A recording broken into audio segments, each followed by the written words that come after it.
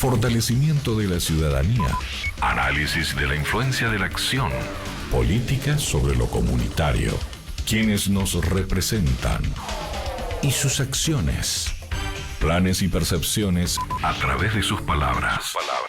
El rol de la oposición, críticas necesarias o cuestionamiento permanente, el poder y su ejercicio. Para transformar o mantener una situación. Los que planifican y ejecutan. La acción política desde la función pública a través de la palabra de quienes deciden. Laberinto Político. Es una producción de La Mira 101.5 MHz, frecuencia modulada. Muy buenos días a todos, hora 10, 11 minutos en todo el país. Iniciamos una nueva edición de Laberinto Político a través de la 101.5 Radio La Mira en este día sábado 11 de diciembre del año 2021. Muy buenos días, doctor. Buenos días, Daniel, ¿cómo te va? Ya estamos en comunicación telefónica con un hombre que desde México va a dialogar con nosotros, Raúl. Fidel Carlos Flores, exactamente, periodista freelance y que está en comunicación con nosotros, y lo dejo en compañía tuya, Raúl. ¿Qué tal, Fidel? ¿Cómo te va? Raúl Ayala, Daniel Moreira, te saludan desde Formosa, Argentina. ¿Cómo estás?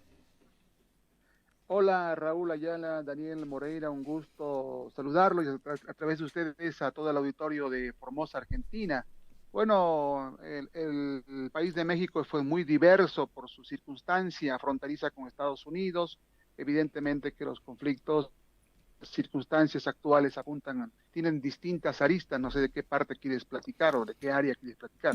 Te quería consultar para que nos comentes en líneas generales esto que sucedió en la semana y que fue noticia respecto a la tragedia de los migrantes en Chiapas.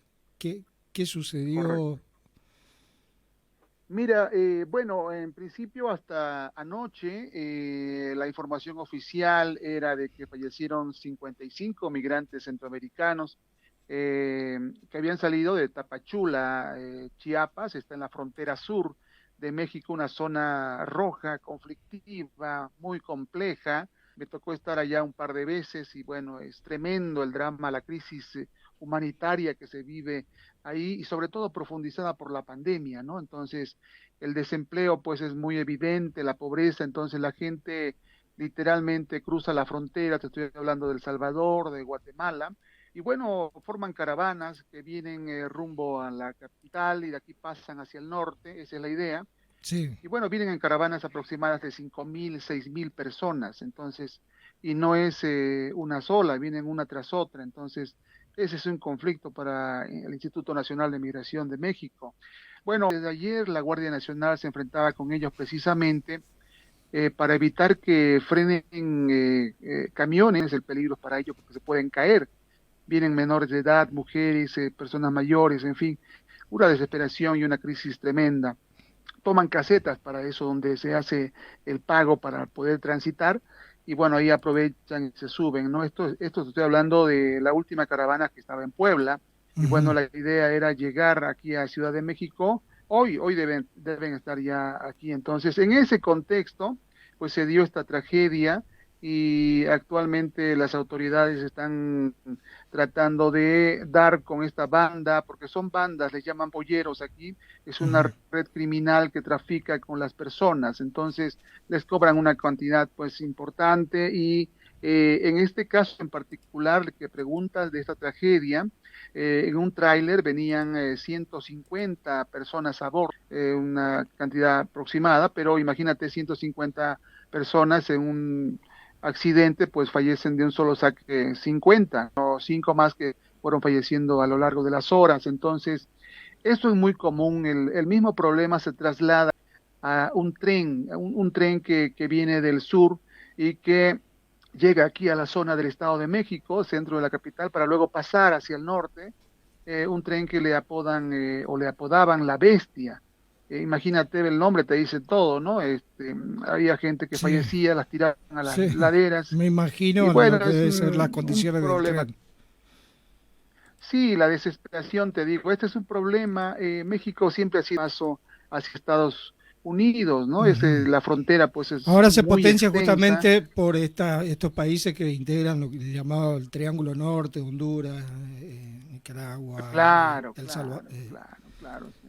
Problema tremendo. Entonces, bueno, en este proceso hay un programa de la actual gestión presidencial para poder detener eso, porque, bueno, México conforma el TEME, que es un tratado de libre comercio con Canadá, Estados Unidos y México, y en eso están tratando. El problema migratorio, pues les pega a todos, ¿no? Entonces, inclusive el problema migratorio de México, que ha emigrado hacia Estados Unidos por su cercanía natural, data de décadas atrás, ¿no? Entonces, no solamente tiene que lidiar con la frontera sur, sino también con la frontera norte, aparte del muro que pusieron.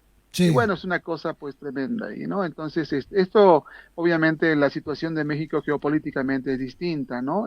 Por la condición, como te decía, de estar al lado. Esto, pues, Sí, de un no se va a quitar país, nunca, ¿no? claro, de un país Ujú. que tiene, que ofrece por lo menos posibilidades de supervivencia a quienes prácticamente están huyendo de una crisis humanitaria, ¿no? Así es, tal Mm, cual, tal cual. Bueno, imagínate tú, cuando tienes 5.000 personas o 6.000, es un problema tremendo. Por ejemplo, cuando hubo la crisis, o sea, de Haití, bueno, hay haitianos, y, bueno, la pandemia hizo que se cerrara la frontera, entonces literal, en la frontera hay como 10.000 personas viviendo ahí, pues, lo que se pueda, ¿no? Y bueno, poco a poco se fueron integrando y algunos ya se van quedando, ¿no? En México, pues no hay opción. Entonces, esa es la circunstancia que se vive una crisis humanitaria, te repito, y bueno, este tipo de tragedias lamentablemente pues algunas veces tienen impacto internacional, otras no, pero esto es muy lamentable realmente. Te decía yo que el gobierno actual está tratando de generar un proyecto que se llama Sembrando Vida para poder, de alguna manera, a través de actividades agrícolas y de una inversión importante de estímulos a la zona, tratar de frenar este tipo de migración, ¿no? Entonces, pues el paquete en realidad lo está jugando México, ¿no? Porque veo muy limitado a los gobiernos de Centroamérica, siempre ha sido así, entonces es un ujú. problema pues muy complejo que tiene diversas aristas, ¿no? Y Estados Unidos en esto, ¿cómo se involucra? Porque por ahí tengo entendido de que este programa Quédate en México, que volvió a instaurar Estados Unidos, Ajá. involucra algún tipo de asistencia económica de Estados Unidos hacia México, sobre todo sobre el tema de los migrantes, pero no sé si alcanza ese Sí. compromiso de Estados Unidos. Mira, con este reforzamiento del Tratado de Libre Comercio se está poniendo un especial énfasis en ese asunto. México fue el que inició el proyecto Sembrando Vida. La actual administración de Andrés Manuel López Obrador tomó, digamos, le dio importancia y volteó la mirada y el foco hacia el problema migratorio por una razón sencilla, ¿no? En Estados Unidos viven aproximadamente 50 millones de mexicanos. La posibilidad que tienen de generar remesas o divisas es Ujú. altamente importante. O sea, es el segundo ingreso después de los ingresos del petróleo. Entonces te imaginarás, ¿no? En plena pandemia, inclusive no se detuvo. O sea, es como si tú tuvieras gente afuera del país y que te está mandando dinero para Sí. sus familiares. Entonces, esa Es cantidad prácticamente la literalmente es segunda importante. fuente de ingresos internacionales del país. Así es, te estoy hablando de 150.000 millones de dólares. O sea, imagínate cómo no vas a poner la atención. Sí, Entonces, nosotros con los dos programas remesas de que eso pagamos nuestra deuda externa. Sé que tenemos que mandar más sí, sí, argentinos a vivir a Estados Unidos. Pero imagínate, sí, ¿no? sí, sí. Entonces ahí lo tienen, entonces se pone foco, obviamente se genera los estímulos de ayuda también, de agilización. Y aquí hay algo muy importante, este gobierno tiene un enfoque más social, podríamos decir más, se definió de izquierda en el 1 de diciembre, en el último informe popular. Por ejemplo, una cosa muy interesante, lo que estamos viviendo, un tipo de transformaciones en el entendido de que se debe y se está frenando de alguna manera la corrupción tan evidente y tan lacerante que lastimó profundamente al país décadas atrás, ¿no? Combate a esa corrupción y desigualdad a través de una austeridad republicana, se le llama, o sea que todo el primer nivel no solamente tuvo que bajarse el sueldo por orden del presidente, sino que todo el primer nivel, la élite de dirigentes tuvieron que bajar para poder tener una austeridad en tiempos de crisis, ¿no? Esto antes de la pandemia. De hecho, entrando el presidente se bajó a la mitad el sueldo, ¿no? Y todo eso va a donaciones que se hacen en cuestiones de ayuda social. Y bueno, y el otro elemento es la transparencia absoluta. Creo que es el único presidente que tiene una conferencia de prensa que se llama Mañanera, una conferencia matutina, que es todos los días con parte del gabinete, ¿no? Entonces, esto le ha dado una exposición mediática impresionante, no solamente en los medios públicos, sino en las redes sociales. Entonces, el contacto con la población es diario, literal, ¿no? O sea, solamente necesitas entrar a cualquier red social para googlear su nombre y bueno, te vas a dar cuenta de la cantidad de gente que tiene. Entonces, todo esto, inclusive estos que te estoy mencionando, el informe, las personas que van falleciendo los problemas que se tienen, diario lo tratan. Entonces, es un nuevo estilo de gobierno que le apostó a la transparencia absoluta para poder combatir de alguna manera la corrupción o cuestiones, sombras o oscuridades que se den alrededor del poder público, ¿no? Entonces, esta es una circunstancia interesante, creo que... Lo que siempre rodeaba, única, o por lo menos lo que siempre por ahí dejaban traslucir algunos medios, es que en otras épocas se calificaba, por ejemplo, al Estado mexicano como un narcoestado, es decir, por la infiltración. Hoy eso ya se ha logrado revertir en gran parte, ya no hay tanto peso de las bandas delictivas. Es paulatino, debo decirte que mover esto pues no va a ser mira, el gobierno actual lleva 3 años, sí, pero este tipo de cambios o de enfoques o de disminución son procesos más largos, ¿no? En primera, lo que hicieron fue fortalecer la unidad de inteligencia financiera para combatir al narcotráfico a través de los bancos, o sea, frenan las cuentas, ¿no? Claro, es lo más inteligente, para sacar justamente el dinero y del narcotráfico, o sea, frenarle de donde se financia.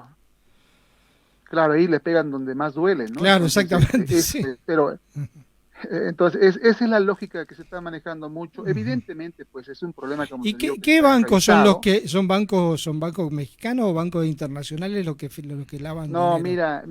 mira, de los últimos, creo que, a ver, déjame pensar, son 4 sexenios. Este país ha sido prácticamente privatizado, con políticas neoliberales muy extremas, ¿no? Se vendieron los bancos, Banamex, por ejemplo, pertenece a Citibank, vinieron los españoles, Bancomer, también ya ese BBVA se llama, y bueno, vinieron bancos españoles que, por cierto, cobran más intereses que hasta el mismo España, ¿no? Entonces aquí pues hicieron su fiesta en términos de lucrar con México pues de alguna manera el gobierno les abrió las puertas, ¿no? Los gobiernos anteriores. Entonces, te decía, llegamos a un punto de mucha irritabilidad social. Híjole, era muy complejo, ¿no? México es un país que cuando despierta, pues la violencia estalla y es racial. Te recuerdo que tenemos todavía, o tuvimos ahí en Chiapas, en una zona, sí, el Ejército Zapatista de Liberación Nacional. ¿Qué pasó con el subcomandante Marcos?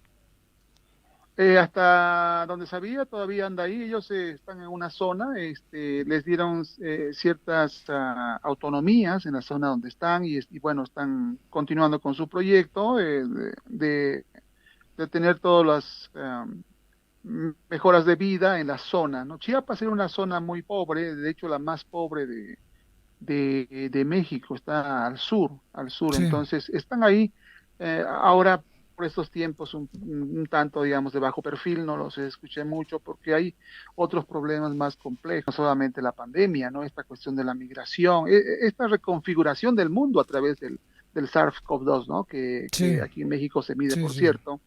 En estos tiempos estamos llegando a los 2,5 millones de personas infectadas y con aproximadamente 250,000 decesos, ¿no? El manejo de la pandemia ha sido distinto en México, no se han cerrado las fronteras ni tampoco el aeropuerto. se ha procedido en base a a un semáforo social, se le llama, para tener desde el rojo al naranja, amarillo, verde. Estamos en el verde ahorita en gran parte del país, y esto significa dinámicas que se regresan a la normalidad. Pero te decía, no se ha cerrado la frontera, y eso, curiosamente, mira, esto es muy interesante en el turismo. Esto ha impactado a favor de México. O sea, es impresionante la cantidad en plena pandemia que ingresó, ¿no? Solo en mayo de este 2021 ingresaron como 3 millones. O sea, a ver, si tú juntas a todo el turismo que va hacia Latinoamérica o hacia Sudamérica, todo junto, México obviamente le gana en gente que viene aquí a Cancún, a Acapulco, a todo el país. Entonces este país se ha convertido de pronto, asaltado, y ha reforzado esto del turismo de una manera impresionante. Eso me llamó la atención, pero yo ya tengo mucho tiempo aquí en Ciudad de México. Sí, entonces, realmente porque generalmente todos los países de Europa y de Latinoamérica cerraron sus fronteras, y bueno, los lugares que el turismo fue lo que más se resintió. Así que en México es totalmente diferente. El turismo siguió, se mantuvo, se mantiene y sigue generando ingresos para México, ¿no? Claro, y aparte de eso, mira que hay unos megaproyectos en plena pandemia. Estoy hablando de un contexto muy complejo, como te decía. El gobierno le apunta inversiones a megaobras importantes con esto de la austeridad, y bueno, apostó también a no endeudarse, a apretarse los cinturones, y le apuesta a megaobras como un aeropuerto internacional Felipe Ángeles, que va a entrar en el próximo año en funcionamiento, a un Tren Maya, que este Tren Maya es interesante porque va a triplicar, según la Organización Mundial de Turismo, triplicará el turismo en el sureste de México. O sea, ¿te imaginas la cantidad de dinero que va a entrar por ahí? Luego, aparte, están haciendo una refinería que se llama Dos Bocas, para poder abastezca de gasolina. Entonces, por eso la refinería. Sí, porque tiene petróleo. Mira, el problema era así. Tiene el petróleo, se lo vendía a Estados Unidos, y Estados Unidos se lo vendía en gasolina. Claro, sí. Es como si tuvieras naranjas, les venden las naranjas, y ellos te venden jugo de naranja. Lo que tengo entendido es que México ahora compró esa refinería. Una de ellas, sí, pero fundamentalmente le apuesta aquí, internamente. A hacerlo ya en México, hacer el proceso final en México. Claro, entonces el objetivo es, vamos a hacer las cosas aquí, como antes, me acuerdo, hace mucho antes, ¿no? En la etapa del milagro mexicano, y olvídate de afuera, o sea, cierra, autarquía, ¿no? Cierra las fronteras, y si el problema es que vamos a entrar en una cuestión, tenemos que asegurar la comida y el transporte y el movimiento dinámico interno del país. Entonces, eso implica, pues, tener control sobre la electricidad, por ejemplo, que también la estaban privatizando. Está tratando de rescatar Comisión Federal de Electricidad en su total dimensión, en los sectores estratégicos, ¿no? Lo que se conoce como los sectores estratégicos. Sí. Entonces, por ahí vamos. Evidentemente, te decía, con este problema de narcotráfico, por ejemplo, los cárteles que operan, y que seguramente han permeado, pues, hacia la política no solamente estatal, sino también nacional. Pues es un monstruo grande, ¿no? Bueno, México, imagínate, tiene 2 millones de kilómetros cuadrados, 135 millones de habitantes. Nada más la capital de donde te hablo tiene 25 millones de habitantes, y en Estados Unidos hay 50. Manejar un país donde llegamos a límites de pobreza, porque sí es cierto eso, la pobreza en este país extrema fue de la mitad de su población. Entonces, en un replanteamiento y una redignificación nacional, ese es el proceso y ese es el camino, entiendo, de que está optando este presidente. De ahí su popularidad. El 1 de diciembre, en este informe me tocó dar cobertura ahí en el Zócalo, Plaza de la Constitución. No sé si conoces México, el Zócalo es el corazón mismo, el centro mismo, una explanada muy amplia. Pues en ese informe pues se reunieron como 250,000 personas. Se vio un músculo social impresionante, ¿no? Y bueno, esto implica un respaldo. Están habiendo cambios en la Constitución, y como te digo, se está tratando de poner las bases, porque el presidente ya llegó al tercer año de gobierno, y continúa ya hasta en la parte final, ¿no? O sea, pasa al segundo tiempo y eso implica de que o sea, se permite una reelección y... No, ninguna. Ah, ninguna. Ajá. No, ninguna. Aquí acuérdate que a principios del siglo, la Revolución Mexicana, sí, bajo el lema sufragio efectivo, no reelección, pues sí, costó la vida de 1 millón de mexicanos, ¿no? Entonces eso, porque el presidente Porfirio Díaz se reelegía. sí, Porfirio Díaz tuvo, recordame años. cuántos años tuvo Porfirio Díaz en el 30, poder. 30 años. 30 años. Sí, nosotros tenemos algunos que están llegando ya prácticamente también a eso. En Argentina. Aquí las políticas son distintas. De hecho, acaban de meter a la Constitución o como una norma de que incluso a mitad del sexenio, porque son 6 años, se abre una consulta popular para ver si continúas o no. O sea, si lo estás haciendo bien o no. Hay la posibilidad de que dejes de ser presidente y bueno, cambia todo, ¿no? Eso es, digamos, de lo que estamos pasando en la actualidad. ¿Alguna otra pregunta, Raúl? Mira, Daniel. Realmente te agradecemos. Bueno, lo que te quería consultar, porque por ahí queremos también poner un poco en contexto con nuestro país, por supuesto, obviamente que no es comparable la situación argentina con la mexicana, porque tienen problemáticas, algunas similares, pero otras muy distintas. El peso mexicano en relación al dólar, ¿cómo está?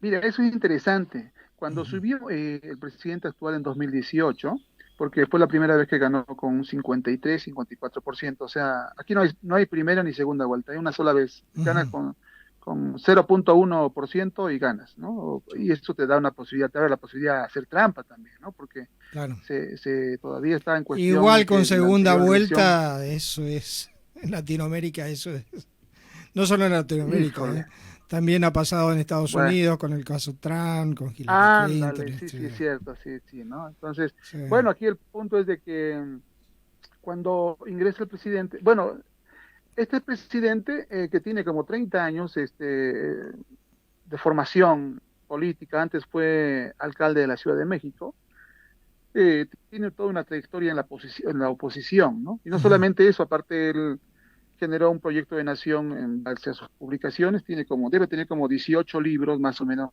obviamente de manera muy analiza la situación del país y propone sus ideas. Lo que prometió pues lo está intentando cumplir, pues no hay forma de salirse, ¿no? Es como si hubieses anunciado un proyecto de nación en tus textos anteriores y bueno, de hecho el último libro que acaba de escribir se llama Mitad del Camino, lo presentó hace como un mes más o menos, ¿no? Está todos los asuntos, inclusive su relación con América Latina. Mitad del Camino, me hace acordar un presidente argentino que escribió un libro también, se llama Primer Tiempo.